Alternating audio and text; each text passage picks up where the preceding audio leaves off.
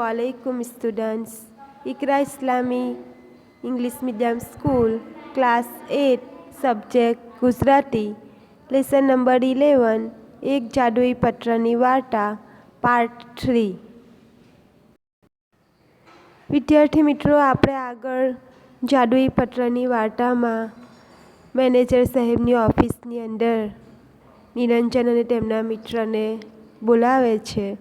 ચા મંગાવવાનું કહે છે મેનેજર. નિરંજન ના પાડે છે. તો હવે આપણે આગળ જોઈએ. અરે એમાં તકલીફ શાની? ચા તો મંગાવી જ લીધી છે. તમને ફિલ્મ જોવામાં કંઈ તકલીફ તો નથી પડીને? ના રે ના સાહેબ, આપે આજે અમને ઘણી મદદ કરી છે, મેં કહ્યું. શિષ્યમાં પોતાની વિદ્યા ઉતરતી જોઈ ગુરુ જેમ પ્રસન્ન થઈને વાત્સલ્યપૂર્ણ નેત્રે શિષ્ય પ્રતિ જોઈ રહે તેમ નિરંજન મારી સામે જોઈ રહ્યો. અરે એમાં મદદ શાની? એ તો અમારી ફરજ છે. ચા પીવાઈ રહી અમે મેનેજરને નમસ્તે કહીને બાકીની ફિલ્મ પૂરી કરવા અંદર ગયા. આમ તે દિવસે રવિવાર હોવા છતાં અને અગાઉથી ટિકિટ ન લીધી હોવા છતાં અમે ફિલ્મ જોઈ ને તે પણ મફત, નિરંજને કહ્યું. મજા આવીને? તે તો સાલા એકને બદલે 2 ફિલ્મ જોઈ ખરું. હવે ક્યારેય આવું કામ હોય તો કહેજે, આ જાદુઈ પત્રથી થઈ જશે.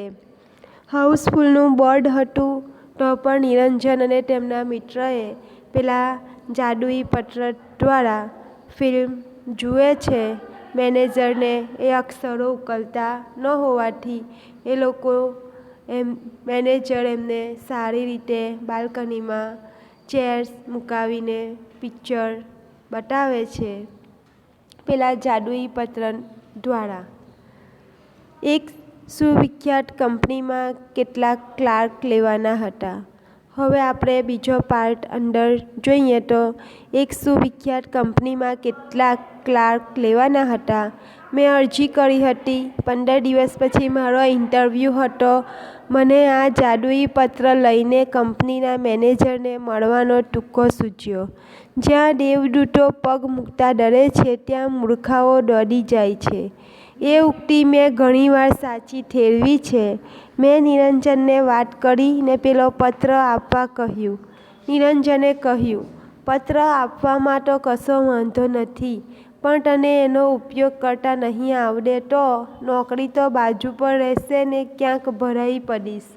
પણ મને હવે આત્મવિશ્વાસ આવી ગયો હતો. મેં કહ્યું, તારી સાથે રહીને મેં એ આવડત કેળવી લીધી છે. ગુરુએ શિષ્ય પર ભરોસો રાખવો જોઈએ. અહીંયા નિરંજન પાસે આપણા જે લેખક છે તે પત્ર લેવા જાય છે અને નિરંજન ના પાડે છે, પરંતુ કહે છે કે મેં પણ તારી સાથે રહીને આ બધું શીખી ગયો છું. નિરંજને મને પત્ર આપ્યો. પત્ર લઈને હું કંપનીની હેડ ઓફિસ પહોંચી ગયો. મેનેજરના પીએને મેં ચિઠ્ઠી મોકલી કહેવડાવ્યું કે લાયન્સ ક્લબના ડિસ્ટ્રિક્ટ ગવર્નરનો પત્ર લઈ હું મેનેજર સાહેબને મળવા માગું છું.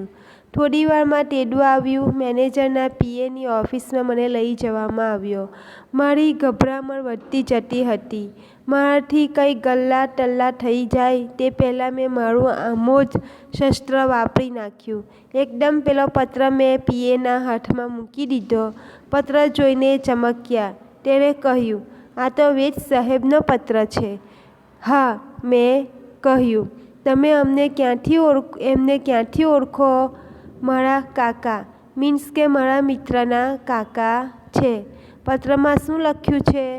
પેલો સનાતન પ્રશ્ન તેના મુખમાંથી સરી પડ્યો. મેં પત્ર ઉખેડ્યો નથી. ઉખેડ્યો હોત તોય કહી તે જરા હસ્યા ને ઊભા થઈને અંદરની કેબિનમાં ગયા. હું ખરેખર ગભરાઈ ગયો. પત્ર લઈને જાય છે, પીએના હાથમાં મૂકે છે અને તે કહે છે કે વેદ સાહેબનો પત્ર. આમ કાકા થાય એમ ઓળખાણ કાઢે છે. પછી એ અંદરની કેબિનમાં એ પત્ર લઈને જાય છે. લેખક ગભરાઈ જાય છે. કુરુક્ષેત્રના મેદાનમાં મૂંઝાઈ ગયેલા અર્જુન જેવી મારી સ્થિતિ હતી. પણ મારો કુશળ નિરંજન ત્યાં હાજર નહોતો. થોડી વારે પીએ બહાર આવી અને કહ્યું, અંદર જાઓ, સાહેબ બોલાવે છે. હવે તો હું ધ્રુજવા લાગ્યો, એટલે કે બીક લાગવા લાગે છે. ઘડીભર તો મને થયું કે અહીંથી નાસી છૂટું, પણ એમ કરવામાં હિંમત ચાલી નહીં. ફાંસીની ખોલી તરફ જતો હોઉં તેમ ઘસડાતે પગે હું અંદર ગયો. અંદર સાહેબ બેઠા હતા.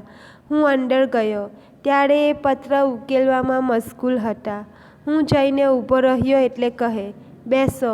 હું બેઠો એટલે એમણે પૂછ્યું, તમે વેદ સાહેબને કેવી રીતે ઓળખો? મારા મિત્ર નિરંજન વેદના એ કાકા થાય. મને લાગ્યું કે પત્રની અસર થઈ રહી છે. એમ, નિરંજન તમારો મિત્ર છે? સારું, આ પત્ર તો મારો જ છે, મારા જ અક્ષર છે. સ્વગત બોલતા હોય તેમ એમ કહ્યું. પણ શું લખ્યું છે તેનો અત્યારે ખ્યાલ નથી આવતો. તમે કહો છો કે આ પત્ર મારા પર લખાયેલો છે, પણ એનો મેળ બેસતો નથી. મેં મારી જ ઉપર કદી પત્ર લખ્યો હોય એવું મને યાદ આવતું નથી. આ સાંભળીને મને તો ધરતી ફરતી લાગી. અહીંયા પીએ જ કહે છે કે આ પત્ર તો મારો જ છે. આમ મેનેજર કહે છે કે હું પોતે જ વેદ સાહેબ છું અને આ પત્ર મેં જ મારી પર લખ્યો છે. એવું ક્યારે બન્યું નથી. આ સાંભળીને લેખકને તો ધરતી જાણે ફરતી લાગે છે. સાહેબના ટેબલ પર પડેલા પાટિયા પર મારી નજર પડી. લખ્યું હતું, M.G. વેદ. મારું નસીબ મને ખુદ વેદ સાહેબ પાસે જ ખેંચી લાવ્યું હતું. મેં નિરંજનને વાત કરી હોત તો આ ગોતાળો ન થાત. જોકે વેદ સાહેબ તો હજી પત્ર ઉકેલવામાં જ પ્રવૃત્ત હતા. થોડી વાર પત્ર સામે જુએ, વળી મારી સામે જુએ, પછી જાણે સ્વગત બોલતા હોય એમ ફરી બોલ્યા, મેં નિરંજનને એના કોઈ ભાઈબંધ માટે આવો પત્ર લખી આપ્યો હોય એવું યાદ નથી આવતું. પણ આ લેટર પેડ ને અક્ષર તો મારા જ છે. માત્ર પત્ર કોને ઉદ્દેશીને લખ્યો છે તેનો ખ્યાલ નથી આવતો. એ જો ખ્યાલ આવે તો કંઈક સમજાય. પણ ઓલ રાઈટ, તમારે કામ શું છે? સાહેબ, મેં અહીં ક્લાર્કની નોકરી માટે અરજી કરી છે. ઓહો, એમ વાત છે. અઠવાડિયા પછી તપાસ કરજો.